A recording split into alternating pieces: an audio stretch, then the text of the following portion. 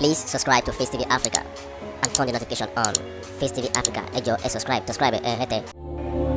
Face TV Muswobi. Yoruba Nollywood star celebrating King Dr. Saheed Babatunde Okunola, better known by his stage name Saheed Osupa, KSA.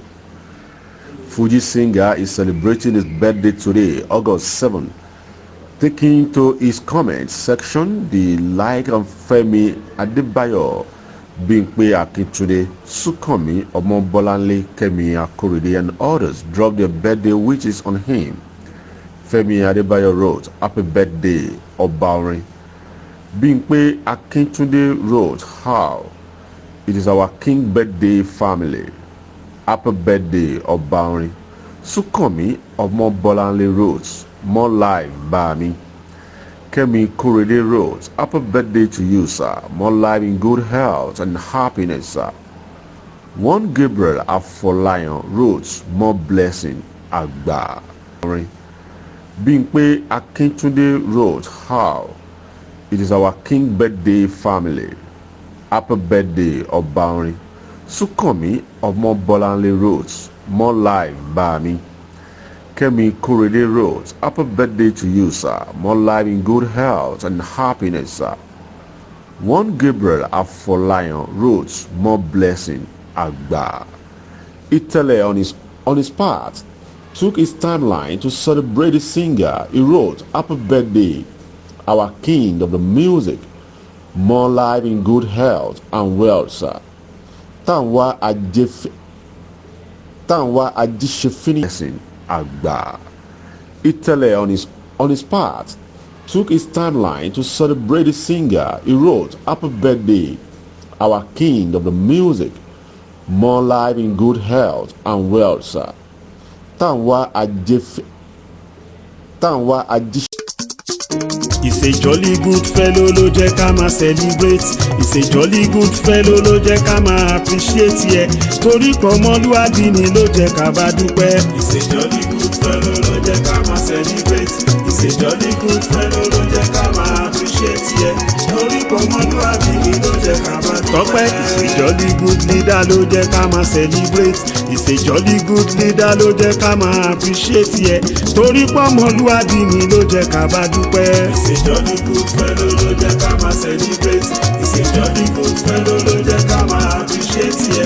Torí pọ̀ ọmọlúwàbí ni ló jẹ́ ká bá dúpẹ́. Push aláyin láṣọ wa bàbá Sùlíyá ó tún lé lọ́dún kan sí mo wá báyìí yọ. Mo rí ẹ lọ́dún ni ó máa tún rí ẹ làmọ́dún. Aláyin láṣọ wa bàbá Sùlíyá ó tún lé lọ́dún kan sí mo wá báyìí yọ. Mo rí ẹ lọ́dún ni ó máa tún rí ẹ làmọ́dún.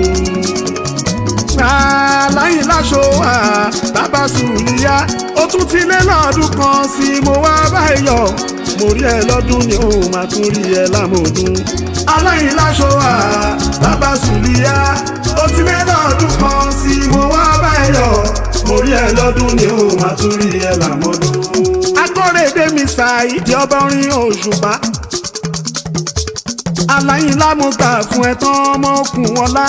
Ọmọ ọjọ́ ńlá ọmọ ṣàkìtì wọ̀nyí. Àrídìí ògbólógún aróyìn ogun bàrà fàgbẹ́. Ọmọ látòkùn bọ̀ bàbá àgbẹ̀kẹ́ o.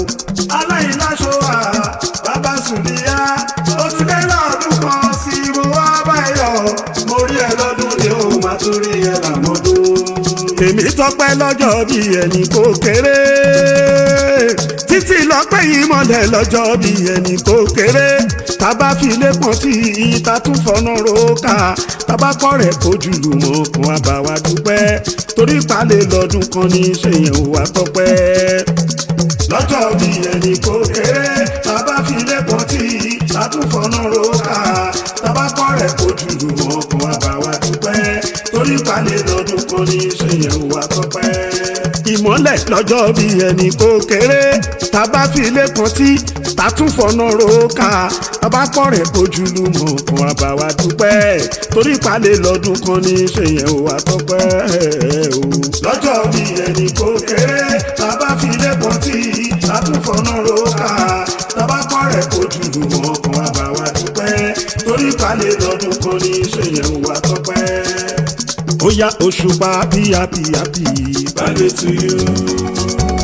Ìbásúlíà happy happy happy birthday to you. Ọba orin many many many happy returns. Sárídọ̀mpì many many many happy returns. Ẹ sọ pé Olúfimọ́ many many many many happy returns. Please subscribe to Face TV Africa and turn the notification on.